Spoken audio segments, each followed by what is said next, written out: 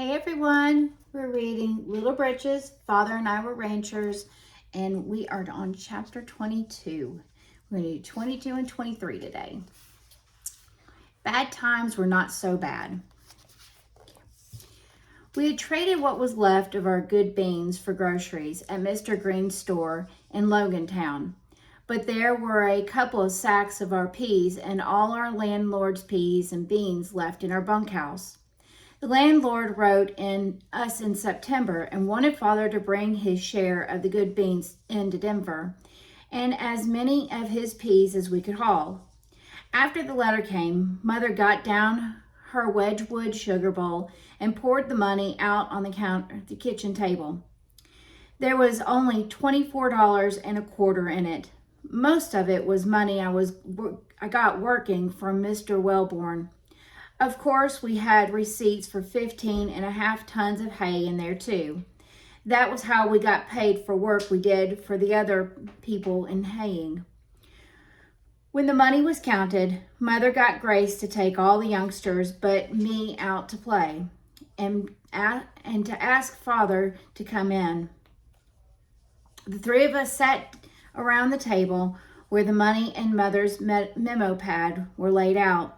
She said I had to earn so much of the money that I should help decide how much of it we could afford to spend and what we would buy with it. The bottoms of my feet were so tender from having worn my boards all summer that I couldn't go barefoot, and my Christmas shoes were all worn out. Mother said I would have to have new ones before school started, and she thought we'd better pay $2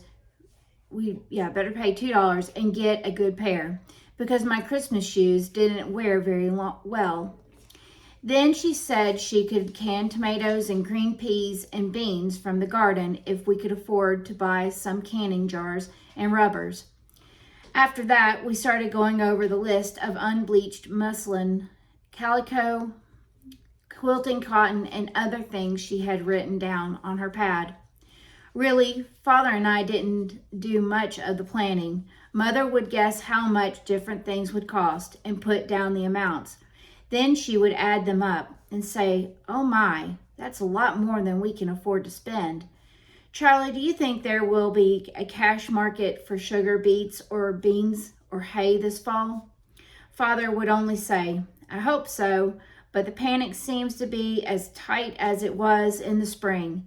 Maybe things will open up a little before cold weather." Mother would cross off some of the things on the list and change the amounts on others. Then she would sum up and say, "Oh my," again. At last it got down to where it was just my shoes, some cloth for winter coats and dresses, and the canning jars. If Father could trade our 2 sacks of dried peas for them, and then we'd have $10 left in the sugar bowl for emergencies. We loaded the big wagon that night, and Father let me go to Denver with him the next morning.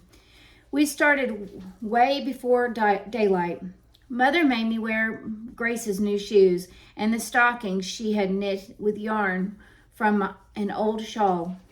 The last thing Father did before we left was to tie the feet of Brindle's calf together and lay him up on top of the load. Grace's shoes hurt my feet, and the stockings made my legs prickle. So Father let me take them off till we were almost in the Capitol building. First, we went right to the Golden Eagle and got my new shoes. Then we drove by Cousin Phil's office, and my father sent me up to get him. The office didn't look a bit the way it used to. There was nothing left in it but 2 chairs and a desk. The stenographer was gone, desk typewriter and all, and Cousin Phil looked terrible. He told me to stay there and look at the newspaper on his desk while we went down and talked to Father. While he went down and talked to Father. He was gone a long time, and when he came back, he said I was to stay with him while Father went to do his trading. There wasn't a thing for me to do in the office and nobody to talk to. Cousin Phil just kept reading the newspaper and looking at his watch every once in a while. About noontime, he went out and brought me back a couple of donuts, but he didn't bring himself any, and he wasn't gone long enough to have eaten lunch. But he did talk a little after he came back. He told me he had a big deal all ready to go through, but the panic had knocked the bottom out of everything. Then he asked me how I'd like to have Prince to drive instead of old Fanny. And he said he thought a while on the ranch would be good for the little bronc. All afternoon I watched from the window for Father to come back, but it was nearly summertime before he got there. Prince was tied to the tailgate of the wagon, but Cousin Phil didn't even come to the window to look down. He just told me to run along so as not to keep Father waiting, and said he'd be out to see us before too long. As soon as I climbed up the wagon, I could see that Father had several good-sized bundled piles in the front end, and a half-dozen boxes with pictures of canning jars on them. When I asked him how he got so many things with only $14.25, he kind of chuckled a little bit and pulled his leather pouch out of his pocket. There was still money in it, and from the sound of the jingle, I knew some of the pieces were as big as $50. Then he told me that Mother had overlooked the fact that everything was a lot cheaper since money got so scarce, but he wouldn't tell me what it was in the packages. So he said I'd have to wait till we could all look at them together. After that, I asked him what was the matter with Cousin Phil and why he didn't have the stenographer and her things in his office anymore.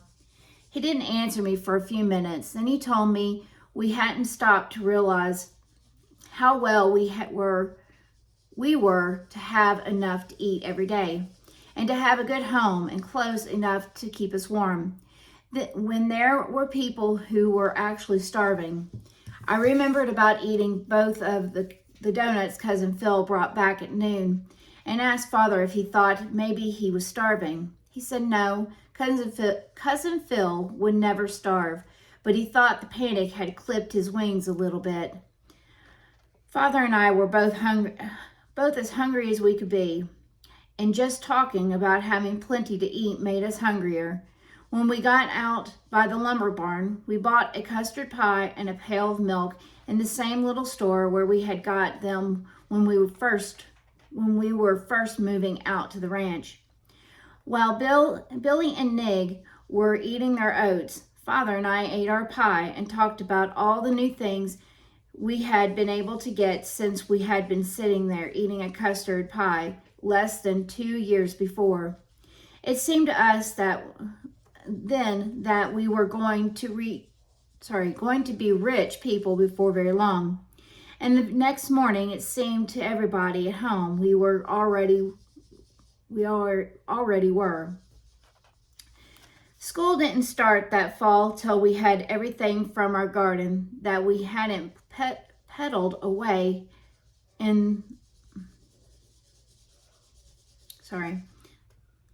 School didn't start that fall till we had everything from our garden that we hadn't put away in the cellar. We got some more canning jars and sugar from Mr. Green in trade for a pig and vegetables. Mother filled every one of them with green corn, tomatoes, peas, and green beans. Father built bins on the cellar floor, and we loaded them with carrots, table beets, and turnips. But we had to put horse manure under the potatoes when we planted them, and they went all to tops, as my cowboy friend Hi had said they would. It was Mother who got the idea about selling vegetables at the fort. She said that officers in the Army got paid cash whether there was a panic or not, and she'd bet their wives would buy fresh vegetables. I think Father would rather have taken a beating than do it, but we went from one back door to another, all through the officers' quarters in Fort Logan, till we'd sold all the garden stuff we didn't need for ourselves. It brought in nearly $21. Denver must not have been a good place to be during the panic, because Prince looked nearly as bad as Cousin Phil. He was skinny and didn't have anything like the pepper he used to have when I first saw him. Father started giving him 2 quarts of oats every morning and night, and by school time, he'd run like a rabbit again. Father let us drive him once in a while till he found out what was going on at school, but after that, we had to take Fanny. He might not have found out about it if I hadn't got my face skinned. Willie Aldavolt rode a horse to school that fall instead of his old spotted donkey. It wasn't much of a horse, but he had a saddle for it, and it was a good saddle. It was wide in the pommel with a short seat and double cinches. Willie said it was a breaking saddle. We put it on all the horses at school and tried to make them buck, but Prince was the only one that would. At first, he didn't buck very much harder than Willie's donkey used to, but the more we tried to ride him, the more oats he got and the harder he bucked. After a while, he didn't crow hop, but would bounce from one side to the other and turn almost end for end while he was in the air. And he'd get his nose right down between his front hoofs. It got so only Willie and I could stay on him at all, and we got tumbled off plenty of times. I couldn't reach the stirrups, and I didn't dare put my feet into the stirrup straps with my shoes on, for fear one of them would stick and drag me when I got thrown. So I always had to ride barefoot.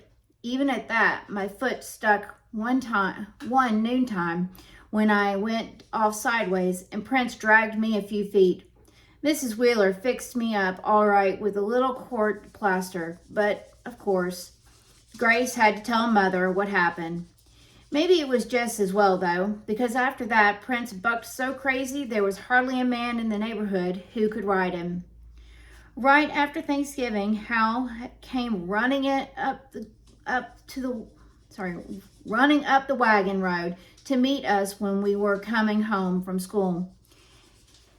He was just past 4 years old then, and nearly as wide as he was tall. We could hear him jabbering as he came, and he was so excited he could hardly wait for Fanny to stop before he started trying to climb over the wheel of the buckboard. In between gasps, he was hollering, "We got a new horse, and she's got a colt, and she's brewed, and her name is Bread." I guess we all got about as excited as Hal was, and I turned in at the gate so fast that I nearly slewed him off the seat. Father and Mother were out at the corral with the new mare and colt. The mare was a nice-looking bay, a little bigger than Fanny, and as smooth as butter. The colt looked to be a yearling, and was a bright sorrel. Father let me walk right up to the mare and pat her. I wanted to be gentle with her and have her like me, so as I went close to her, I said, "Easy, Bread, easy, Bread." Mother heard me and said, "What is it that you're saying?" So I told her Hal said that was the mare's name. Mother's face looked kind of funny for a minute, and she pulled her lip down as if she were trying not to laugh. Then she said, No, Hal must have been mistaken when he heard Father talking to Mr. Cash about her. No, she doesn't have a name yet, but she's going to have another little colt pretty soon. Isn't she beautiful? She's a pretty little lady." Mother didn't know it then, but she'd named her our new mare. Nobody ever called her anything but Lady after that. Grace named the colt Babe. Afterwards, Father told me that he had bought Lady and Babe with receipts for 8 of the tons of hay we had earned during haying time. He said I had a part interest in her, but I could never ride her hard as I did Fanny, because she was a a brood mare. Christmas that year was even better than the year before. Father bought a whole box of yellow bellflower apples, and we had our biggest young tom turkey and cranberry sauce, and even celery. We all got new shoes and stockings, and Mother had made new winter coats for Philip and me without our knowing about them. And I got a new set of dominoes and a 2-line bit for a riding bridle. Mariel's cat thought she ought to give some presents too, and she must have counted noses because she had a litter of 5 kittens Christmas Eve. We had taken 3 good cuttings of alfalfa off the field we sowed our first year on the ranch, and the stand on the new field was rank and good. Our beans had ripened before the frost came. We'd had enough water to fill the oats, and there were tons and tons of sugar beets. The only trouble was that we could sell hardly anything. Father had Mr. Lewis bring his machine and thresh our oats and beans. It took 2 days to thresh them, and I stayed home from school to carry water and milk and donuts around to the men. When the job was done, Father paid Mr. Lewis in oats and beans, but all the other men owed us hay. So we just changed each man's receipt to show he owed us as a little less hay. It was fun to watch the stream of clean white beans come pouring out of the threshing machine, and then think about all the work we had the winter before the flail, winnow and sort them. Our 18 pigs did far the best of all those in the neighborhood, because they lived on sugar beets from the time we started thinning out the rows in the spring. The sugar beets made the meat so much sweeter that we could trade our pork in at Mr. Green's store when other people couldn't. Grace and Philip couldn't get jobs away from home like Father and me, but they were the ones who really got us the groceries that winter, because they thinned the beets and fattened the pigs. And it was getting the pigs fat that helped us more than anything else. Everybody had wanted some of our beets to fatten their hogs, and nobody had any money. So Father traded beets for all the tools and machines we needed to make us good ranchers who wouldn't have to borrow. Of course, none of the things we got were new, but Father didn't need new things. He could fix up the old ones so they could work just as well. Our landlord came out just before Christmas, and Father gave him part of our share of the oats and beans for the same share of the beets. Father made a deal with him for us to work out the land taxes by helping build roads too. That way we didn't have to give up so many beans. Road work started right after hay baling, and I liked it best of all the work we did. The county allowed $1.50 a day for a man and $1 a day for a wagon and team of horses. Lady had foaled her colt, a pretty sorrel filly that we named Bonnie, so she was able to work. And with the wagon and harness Father got in trade for beets, we had 2 teams to put on road work. Father drove Fanny and Lady, and I drove Billy and Nig, and they allowed $1.50 a day for me, just like a man. All the land was adobe. In the summer, the roads baked as hard as brick, but when they were wet, the mud clung to wagon wheels till they were a foot thick.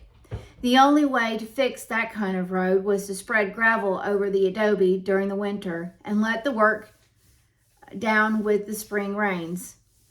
The men who had big teams worked on the grader that cut the side ditches and rounded dirt up to form the road beds. But those with lighter teams hauled gravel. Father and I hauled gravel. There were a crew of men down on the gravel bar in Bear Creek to do the loading, and another crew did the unloading. So all Father and I had to do was drive team. The bar was on the far side of the creek from the road we were building, and we had to come through the ford with the loaded wagons. Several of the men got stuck coming through the ford, and I was always afraid it would happen to me. One day, Father and I got loaded at the same time, and he was right behind me when I started through the ford. If there was ever a time I didn't want to get stuck, it was when Father was right there to see me. Before Billy and Nig had their feet in the water, I started clucking and popping them with the end of the lines. When the line end hit his rump, Billy jumped ahead and nearly threw Nig off balance. I yelled, "Get up, Nig!"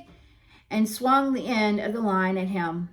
He was wearing an open bridle, and he must have seen it coming because he lunged into his collar so hard he jerked Billy back against the wagon. Then I guess I lost my head and started snapping the line end out of the way a mad snake does his tongue. The wagon was right in the middle of the ford, where the sand was deepest. When Father called, "Stop!" I didn't have to say whoa to the team. There was something in Father's voice that they understood as well as I did. He jumped off his wagon, waded right into the creek, and stood beside my front wheel. "If I ever see you abuse a horse again," he said, "I'll put you at a hard job and give you the same treatment. Now pass me those lines." What Father said hurt me so bad, my throat felt as if I were trying to swallow a baseball, but it didn't scare me. It was his wading into the icy cold water that scared me. Whenever he got cold and wet at the same time, he always took a bad cold and would cough sometimes till there was blood on his handkerchief. I passed him the lines, but I was sure we were stuck so hard it would take another team to get us out. Father drew the reins tight, so both horses were even. Then he clucked one, and the team set their shoulders and leaned into the collars. It was beautiful to watch. At first the wagon didn't budge, but it looked as though Father were pushing on those lines instead of pulling, and it almost seemed that I could see his will passing through them to the horses. The muscles bunched out of their thighs until they quivered, and the wagon inched forward. With their feet planted deep in the sand, they kept it moving, until they were stretched out like show horses in a stance. Then their two nigh hoofs moved forward as if they both been lifted by the same brain. Step by slow step, the wagon moved through the deep sand and up the bank. As soon as we were on level ground, Father passed me the lines and waded back to his own team without a word. I always loved him more after he scolded me than I did at any other time. While Billy and Nig rested and got their wind, I watched Father come through the ford with Lady and Fanny. He had as heavy a load as I did, and my team was once and a half as big and strong as his. I couldn't see how he would ever get through the deep sand. At the brink of the far bank, he stopped them for just a minute. Then he drew up the lines and said, quick and sharp. The light mares went down the bank with a rush, over the bar, through the ford, and up the bank. I watched their feet, and they were in perfect time every step of the way. I got tears in my eyes, and when Father stopped his team to rest, I wanted to go back and tell him I was sorry and would never abuse a horse again, but he waved me to drive on. I didn't feel a bit good, and as I came up to the grander Fred Altland asked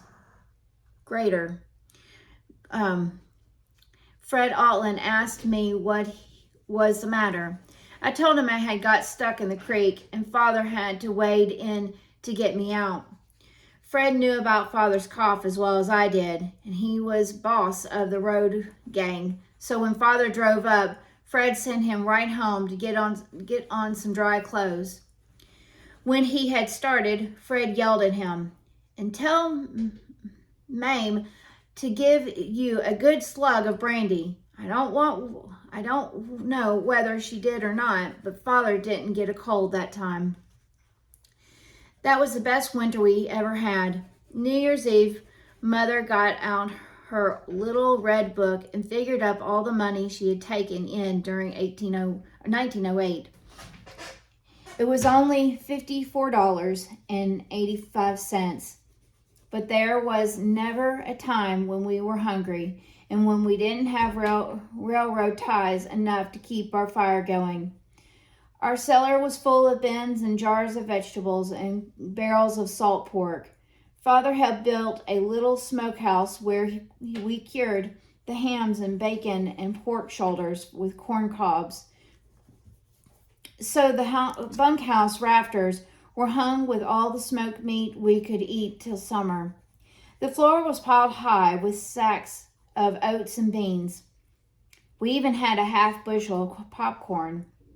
It was a cold winter with only a little snow, and we didn't have much work to do, except to take care of the stock and saw ties for the fire.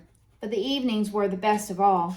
Grace and Mariel, I would do our lessons as soon as we got home from school, so as to have all evening to play.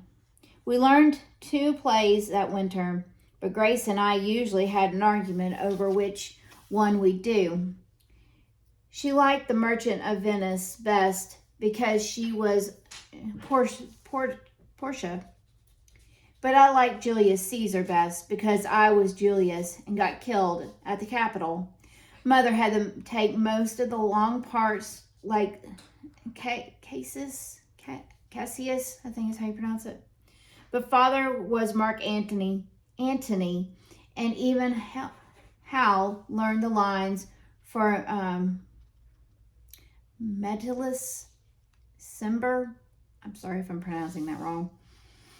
If we weren't doing a play, Mother had us make cross-stitch chair covers while she read to us, and Father popped corn and mended a harness.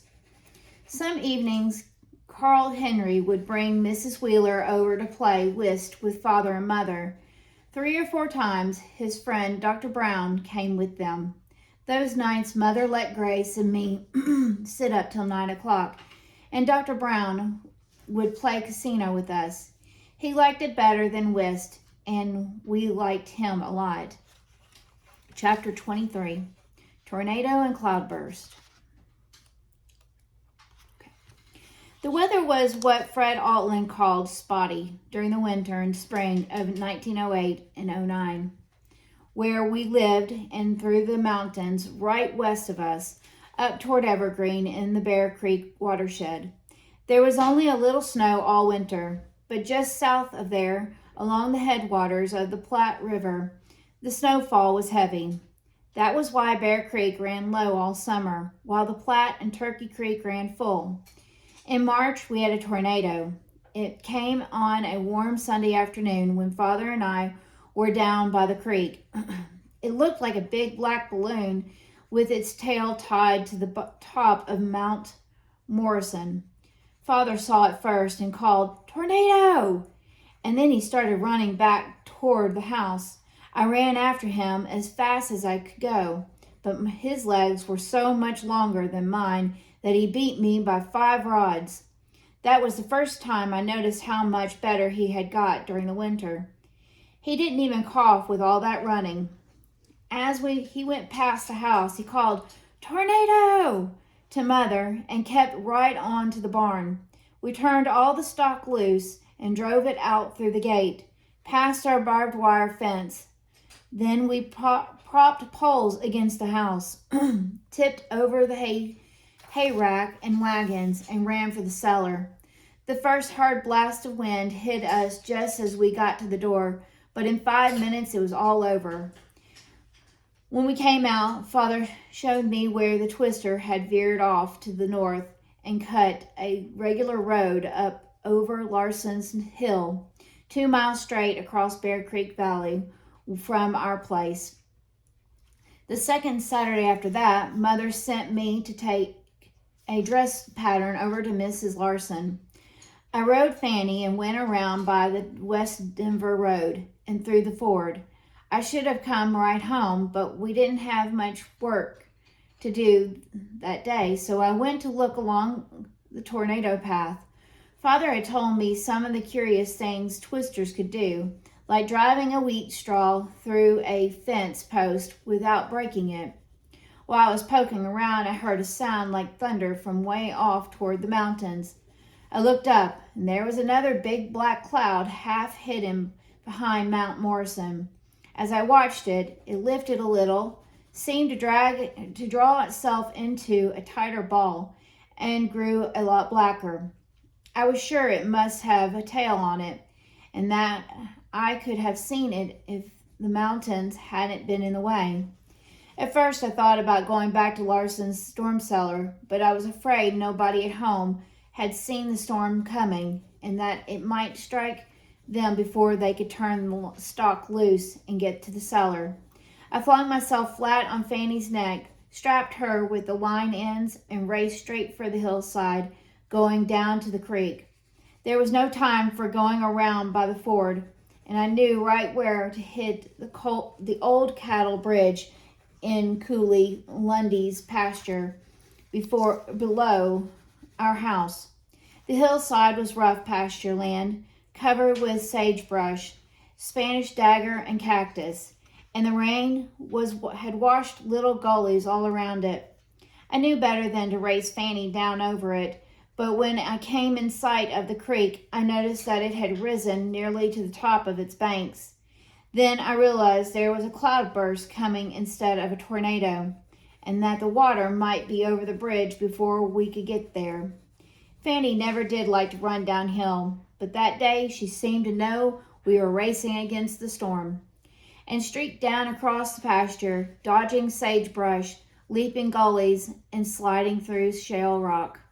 I had to clamp my knees tight and lie close to her neck to keep from being thrown. When we hit the edge of the valley floor, Fanny took Lundy's irrigation ditch in a clean, low jump and tore out across the alfalfa field toward the cattle bridge. I don't think I reined her at all. She knew what I wanted to do as well as I did. Thunder seemed to be crashing all around us. I glanced up toward the mountains, but I couldn't see them. The black cloud was lying right against the ground, and between claps of thunder, I could hear a roaring up the valley.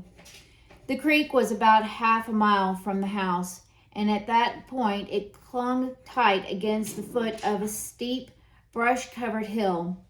A narrow trail led down to the old cattle bridge. As we raced toward it, I could see that the water was clear up to the bridge girders, and that part of the bank had washed away. So there was a gap of 2 or 3 feet between us and the planking. I was afraid Fanny might not see it, and brought the line end down sharp against her rump to lift her over. While my arm was still in the air, the wind and rain hit us like the cracker of a bullwhip. Fanny jumped and sailed across the open strip of mad, swirling water. It was a long, high leap that carried us nearly to the middle of the span. Her nigh forehoof thudded down against a half-rotten plank and crashed through. I didn't see her fall. I only saw her head go down, and then I was thrown toward the bank like a kitten flung by a dog. I missed the bridge, and my arm ripped against the end of the planking as I fell head first into the muddy, rushing water.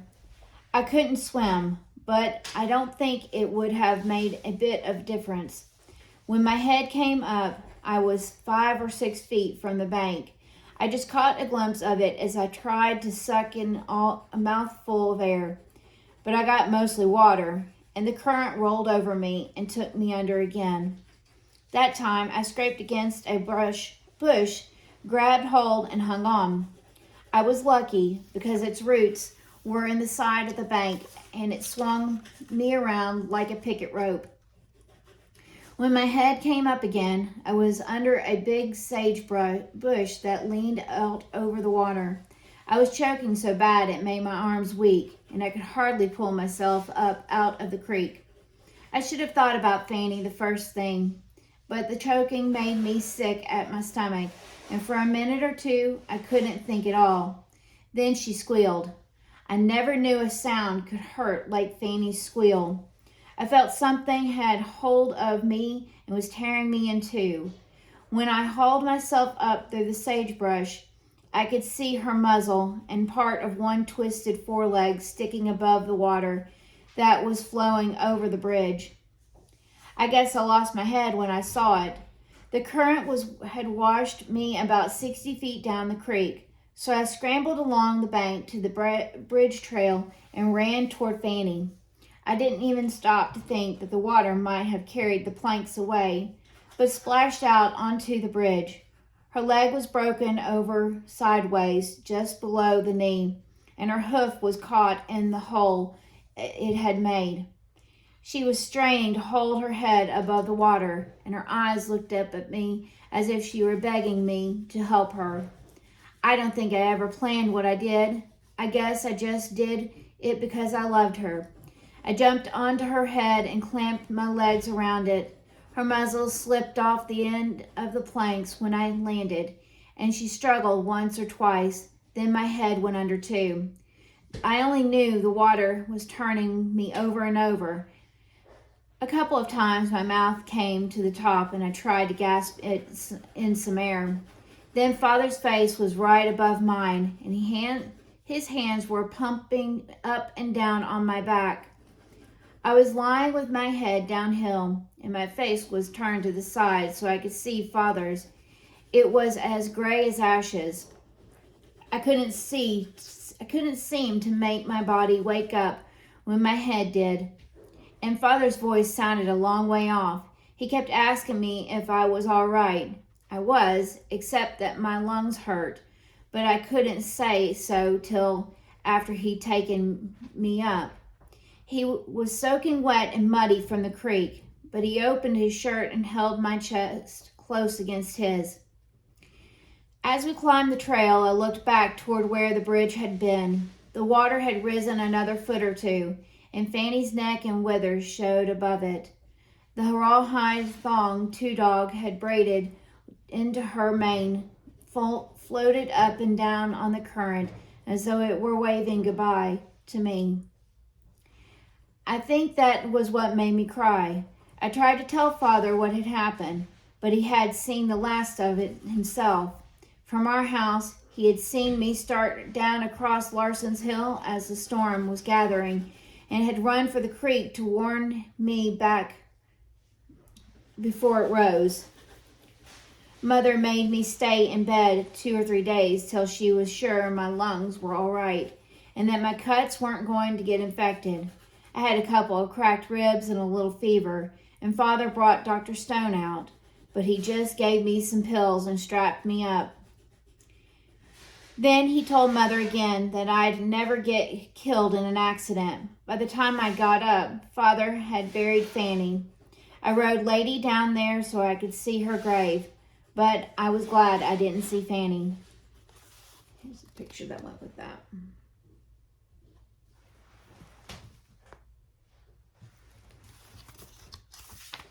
Well, that was it.